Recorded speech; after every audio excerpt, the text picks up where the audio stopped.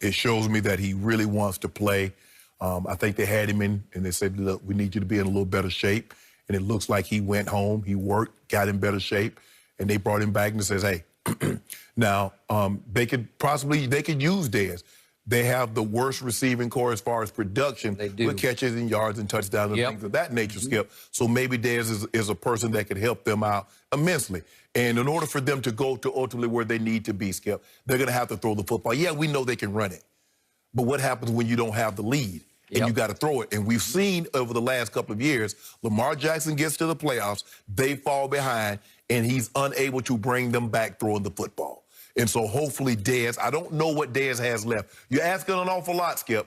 A guy that hadn't played in a long period of time, who was never a burner to begin with, suffers an Achilles injury. And so we don't know what we're going to get. This is uncharted territory. We haven't seen anything like this. Basically, he's Josh Gordon, but Josh Gordon was 4 to 5 years younger when he returned than what Dez is currently. And Josh Gordon didn't have the injury that Dez. It was just, you know, we know Josh Gordon's story. So I'm happy for him, Skip, that he's willing to start at the bottom and to work his way back and says, all I want was an opportunity. You got my foot in the door. Because remember, Skip, they tried to sign Dez immediately after he got released. And he said no. It turns down 3 years, $21 million to come back. Baltimore. To come back and basically take a $12,000 a week job. Wow. I'm happy for him. Hopefully it works out. Ditto. When I read his tweet last night that ends with, I can't stop crying, it nearly brought a tear to my eye because this still young man, he's 31, he has suffered. He went from the top of the mountain. In 2014, he put up one of those years that you look back on and say, that was a year. Right. He dominated this league in 2014, led it in touchdown catches. Whew. First team All-Pro, and I'm on TV every day. I'm throwing up the X. Every Sunday. Right? Every Monday morning, you coming in throwing up the X.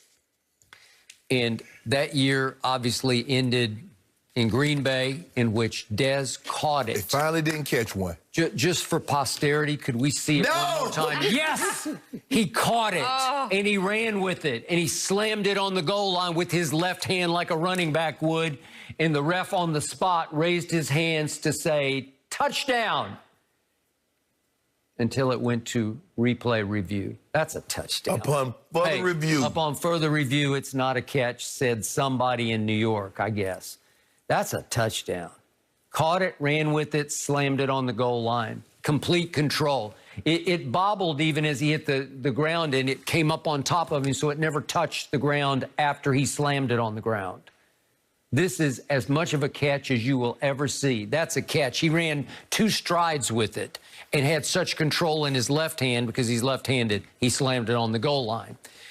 That's how I will remember Dez Bryant, because my team would have won that game and gone on to Seattle, where they had won in the regular season, and they just might have beaten those Seahawks again and gotten to the Super Bowl.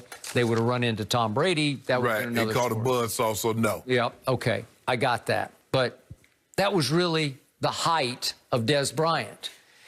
And what was he best at? He had incredible all-time rapport with Tony Romo.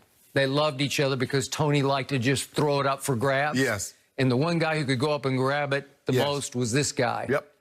Wasn't the fastest, but he was big and strong and powerful, and he could leap and play basketball and high point you and beat your brains out. He did make the Pro Bowl in Dak's first year, so I give him that, but the numbers are about half of what he did in 2014. Correct. Jerry paid him after 2014, and he earned it. Yes. He got, what, 5 years, $70 million. Right. Whew. And then Jerry came to regret it because he began to fall apart. He had a Jones fracture. He had this and that and the other, and he had no chemistry at all with Dak, and they fell apart. And pretty soon he's out. Then he's out of the league, and to your point, he has an Achilles tear.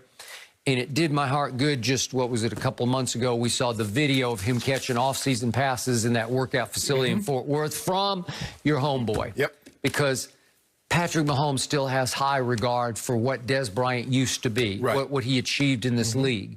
So, again, do I think he could contribute for the Ravens? Well, not much contribution there. They're 31st ranked in passing. Yeah, 189 yards a game, maybe in the 50s, 60s, 70s. Even early 90s, I mean, that was good enough. You had a sound running game, could play defense. But not in today's game. In today's game, Skip, you need a guy because it's going to come a time that says, okay, we're not going to let you run the football, and in order to beat us, you're going to have to throw yourself to a victory.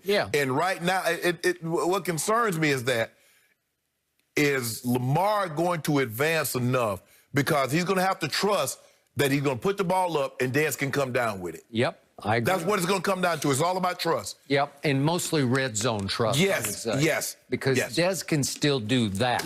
Maybe some third down possession receptions. But I'm rooting for him. I am too, Skip. And by the way, on December the 3rd, the Dallas Cowboys visit the Baltimore Ravens. So just for Dez's sake and our sake, because it'd be fun to watch. They're going to run for 400 yards on y'all. Here we go. Y'all just gave up 200-plus yards to Washington. You gave up 300 yards to Cleveland. 307 rushing. Oh, y'all better give up 400 to the Ravens. Maybe they won't need Dez that night, right? What you call going to be the first quarterback to rush for 200 yards, Lamar? To rush for 200 yards on y'all. You could be right, and I can't even argue. I hope it does work out for him. Okay, guys, LeBron has had a lot of famous dunks, but one is still haunting. An NBA champ 7 years later. We'll explain next. He's in New England. Coach Belichick. Thank you. He let the cover get bare. Skip, but it's also important to realize, and I know Peter King very well.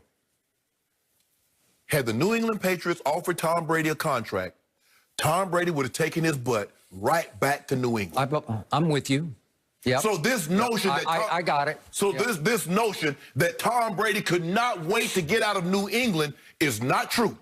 Had they offered him a contract, and I'm not talking about after he had already talked to Bruce Arians and Todd and Jason Light and had gotten says, okay, yes, we will accept you. These are the parameters of a contract. We give you 2 years, $50 million guarantee.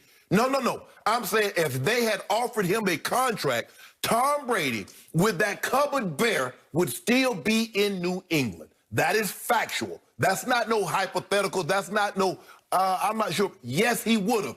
He wanted to finish his career. He wanted to play one place. When that was not on the table, he says, okay, let me go out here and see what else I can find. And he found the perfect situation. A team that had young, talented wide receivers, an up-and-coming defense that if you didn't put them in harm's way 5-6 times a game, they could be really good. And that's what he got. And a head coach who is fun to play for. And a coach that's offensive-minded. Because he, like I said, for 20 years, his coach was a defensive-minded coach. So, Skip, for me, I don't really know how much better they would be with Tom Brady in New England for the simple fact. The first 8 games last year, Skip, they were giving up less than 8 points a game. And then what happened?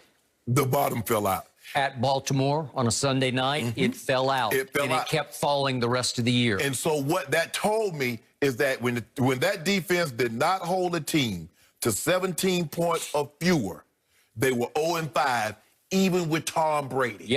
So as long as they were holding teams under 8 points, Tom could get to a magic number, and they were fine. When they couldn't hold a team to 17 points, they lost those games. So I'm not so sure how much different they would be with Tom, considering the cupboard is bare as it is, and the defense is playing as poor as it is, and it's being floated around, Skip, that they're trying to move Stephon Gilmore. What? Now, he's simply by far the best player on your team, not just on defense, on your team. But what is he also?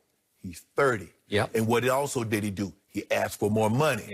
Coach Belichick, Tom Brady ain't never come in and ask for no money. So everything, that's what Coach Belichick do. He measures everything by what Tom did. Tom ain't asked for no money. And when Tom asked for a little bit more money, they said, you know what? We begrudge you. Here's a little $8 million signing bonus, but you got to get up out of here now.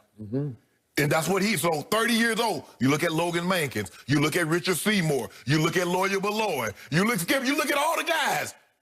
And what did Coach Belichick do? Once they get to a certain age, Coach Belichick is trying to sell high. What you give me for it? Okay. So, what word have I used to you several times on this show dating back to the Eagles versus Patriots? Sabotage. Sabotage. I'm going to use it again. I'm going to suggest it again. And I don't know this for a fact. I'm looking at it from a distance. But what